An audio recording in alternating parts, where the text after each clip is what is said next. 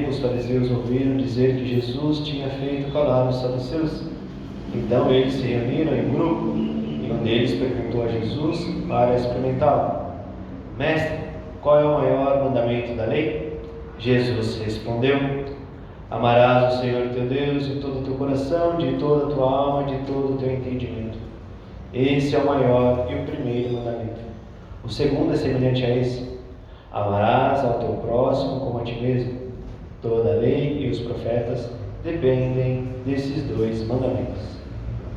Palavra da salvação. Glória a vós, Senhor. Palavra do Santo Evangelho, cancele os nossos pecados.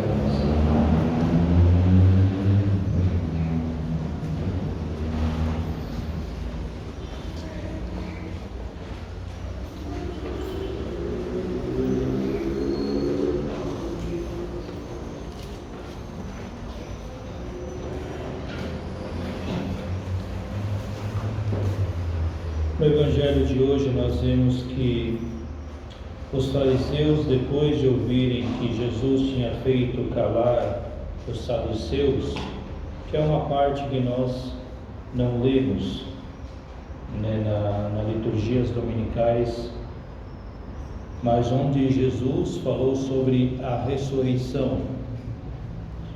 Então os fariseus, um pouco mais admirados, foram perguntar para Jesus, para tentar sempre colocá-lo à prova, qual que é o maior mandamento. E essa pergunta vale porque eles tinham 613 mandamentos, 613 leis, e tinha um ou outro que colocava suas prioridades. Então eles queriam saber de Jesus, quer dizer, tantas leis que precisava uma síntese, precisava ter um núcleo para seguir. Então perguntaram para Jesus qual que era o núcleo, a síntese dele para viver todos os mandamentos da lei. E Jesus vai dizer: amarás o Senhor teu Deus de todo o teu coração, de toda a tua alma e de todo o teu entendimento. Este é o maior e o primeiro mandamento. O segundo é semelhante a esse: amarás o teu próximo como a ti mesmo.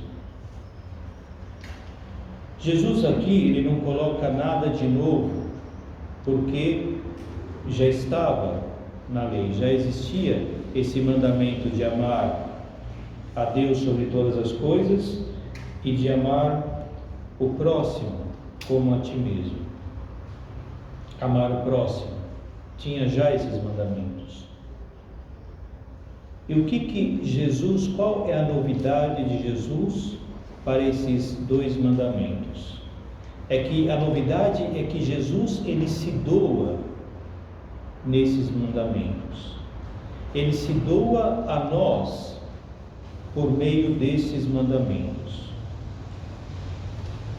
Porque com a sua paixão, a sua morte e ressurreição, ele concedeu a nós a graça de vivermos esses mandamentos.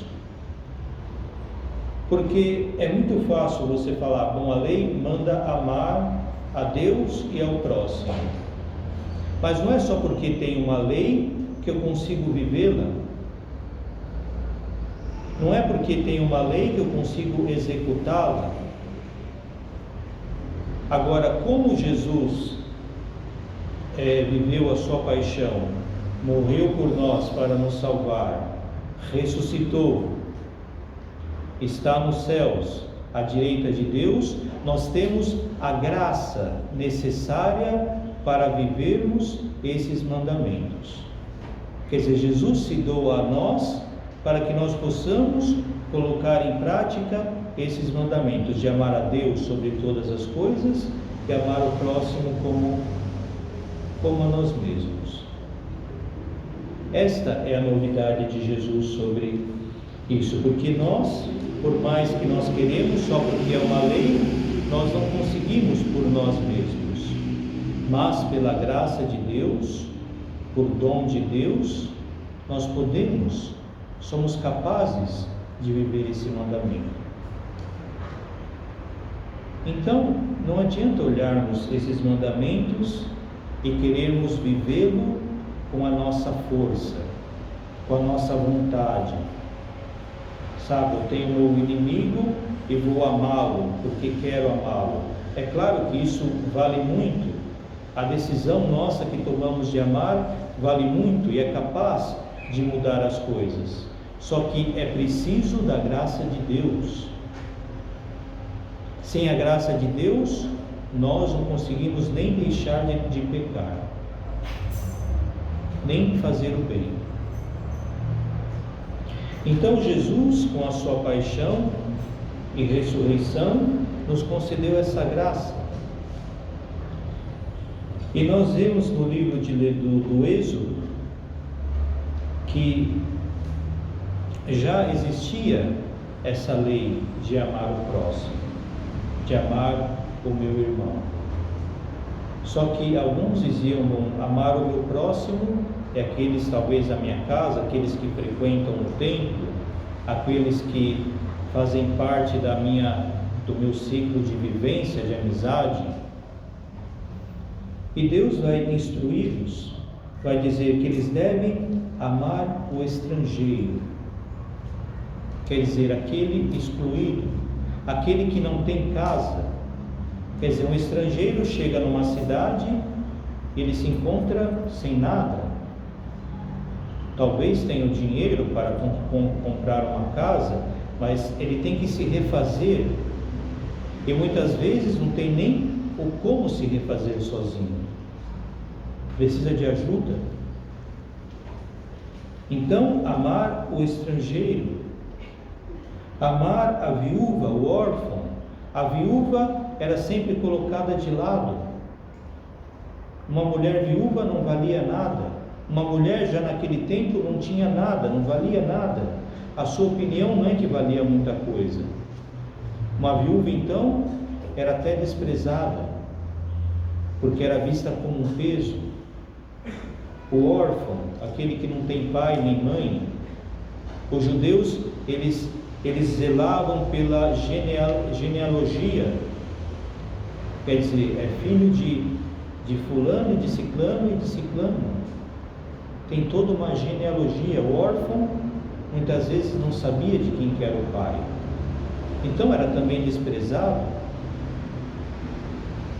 E aqueles que não tinham condições financeiras, que estavam precisando de ajuda financeira, Deus vai ajudá-los a entender que é preciso amar essas pessoas, ajudar também a essas pessoas. Não se fazer riqueza sobre a pobreza do próximo,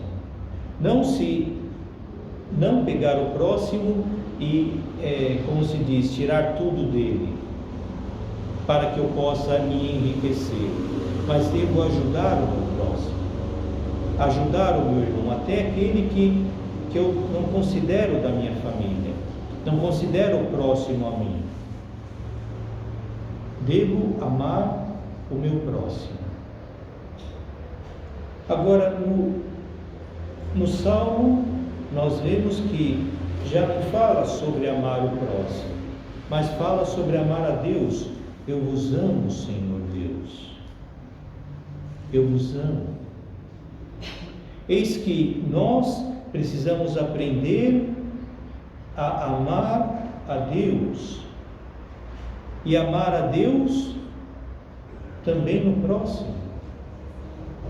Não quer dizer que nós não devemos fazer justiça, que nós não devemos viver a justiça.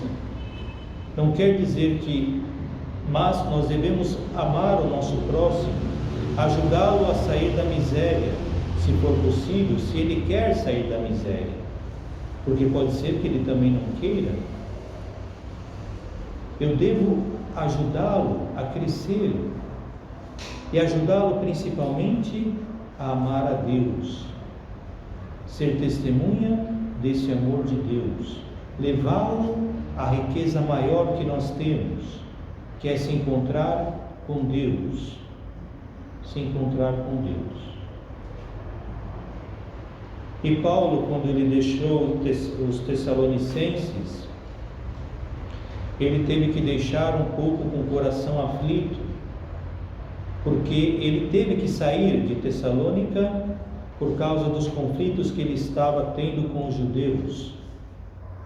Então ele estava fazendo toda uma preparação para aquela comunidade, dando o seu testemunho, dando a palavra de Deus, transmitindo a eles a sua fé em Cristo Jesus, só que ele teve que sair. E Paulo estava ansioso, estava amargurado, porque achava que a comunidade poderia se dispersar. Só que a comunidade, ao invés de se dispersar, ela se abriu à graça do Espírito Santo, se abriu a Deus.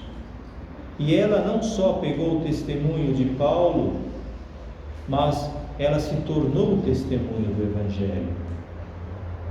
E ela também foi proclamar a palavra de Deus e serviu de testemunho para as outras comunidades que estavam nascendo. Eis que abrir-se a graça de Deus faz com que nós nos transformemos, com que Deus transforme a nossa vida. Muitas vezes tem pessoas que querem estudar a palavra de Deus, que é bom estudar a palavra de Deus, é bom conhecer, precisamos conhecer a nossa fé, mas antes precisamos nos abrir à graça de Deus, porque o estudo pelo estudo pode fazer com que nós transformemos a palavra de Deus naquilo que nós queremos, modifiquemos a palavra de Deus. Infelizmente, muitos teólogos hoje modificam essa palavra de Deus, querem justificar algumas coisas. Alguns não acreditam em milagres, diz que Jesus não fez milagres, que Jesus não multiplicou o pão, mas estão mudando a palavra de Deus, e um dia vão responder a Deus por mudar essa palavra de Deus, por não ser fiéis a ela. Então é necessário que nós nos abrimos essa graça, porque essa graça de Deus é que vai nos transformar, vai nos moldar, vai fazer com que nós sejamos de fato testemunhas do Evangelho, testemunhas dessa palavra.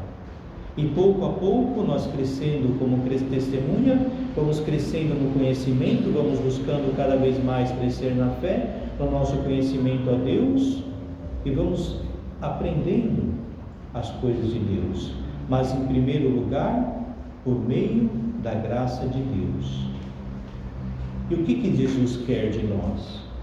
É que nós venhamos a cumprir os seus mandamentos. E qual que é?